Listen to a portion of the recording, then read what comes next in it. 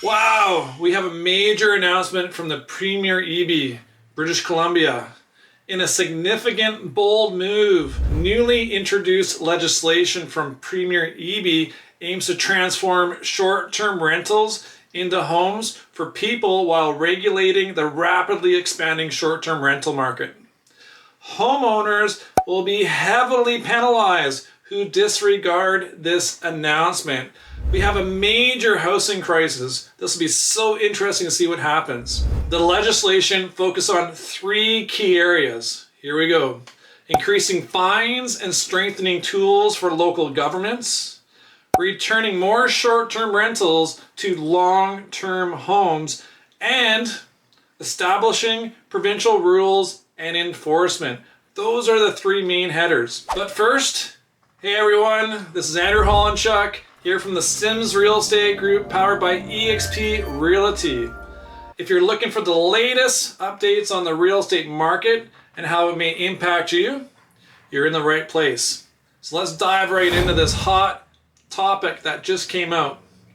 Premier David Eby stated, anyone searching for an affordable place to live knows the challenges. And short-term rentals is one of the major issues. I have to state something from my lens. The provincial government, the federal government should have done so much more, not in the last 2 years, but the last 5, 10, 20 plus years. They've seen the population growth. They have the stats and the graphs to know, geez, we have more population, less housing. We better step up our game and ensure there is zero surprises. And to be honest, they get a massive F because of this. But that's my opinion. Anyways, let's dive right back in here. The surge in short-term rentals in BC has removed thousands of long-term homes from the market. And how Eby addresses this, they're taking a robust measure to rein in the profit-driven mini hotel operators, their wording, to introduce new enforcement tools and return homes to those in need.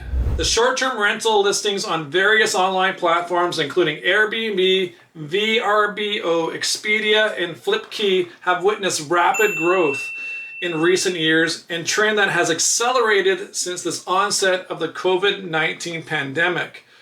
BC's short-term rental market is now at an all-time high, diverting numerous long-term rental homes to short-term use. Currently, there are approximately 28,000 daily active short-term rental listings in BC, marking a 20% increase from a year ago. Data also indicates that over 16,000 entire homes are listed as a short-term rental for most of the year. Again, from my lens, a lot of these short-term home owners for those rental segments are concerned about all the extra layers of law versus long-term rentals. Because tenants are so protected, which they should be.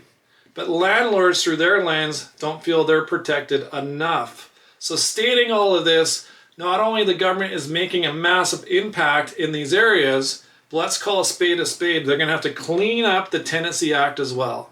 Again, this is through my lens. The Minister of Housing also emphasized the short-term rental market poses significant challenges in BC. Yeah, no brainer.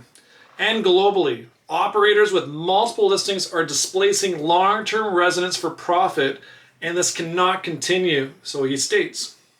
The legislation is comprehensive, targeting areas with high housing demands, representing a strong and thoughtful approach to addressing the growing short-term rental challenge and providing more homes for people. Come on, government, you have all the stats 10, 20, 30 years ago. You could have made a significant difference, but you didn't. That's on you. That's through my lens. The short-term rental market in BC is primarily dominated by a small group of profit-driven operators. This is their quote.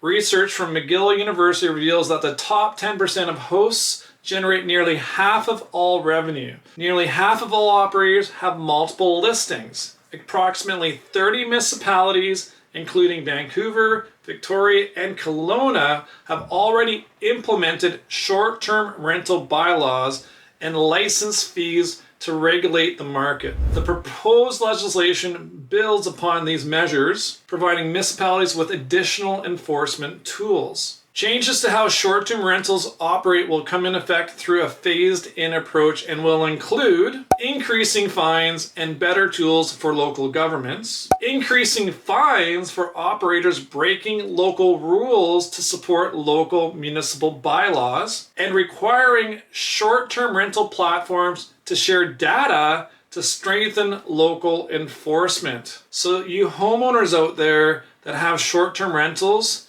be aware. They are going to come down heavy on you.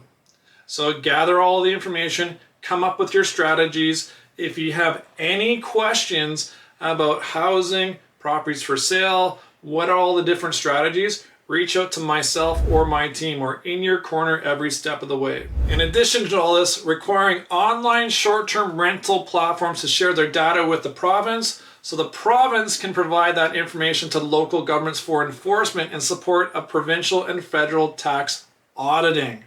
They are coming down on you homeowners with short-term rentals. Requiring short-term rental platforms to include businesses' license numbers on listings where they are used by local government, and to remove listings without them quickly to ensure local rules are being followed, and giving regional districts the ability to issue business licenses so they can more effectively regulate short-term rentals in rural areas. Returning more short-term rentals into long-term homes for the people. Requiring short-term rentals in BC to be offered only in the principal residence, the host and municipalities with a population of 10,000 people or more, brackets, principal residence plus one secondary suite or laneway home garden suite on the property is allowed. All right, more regulations. Forthcoming regulations will specify areas exempt from the principal residence requirement, including 14 resort regions, mountain resort areas, municipalities under 10,000 population,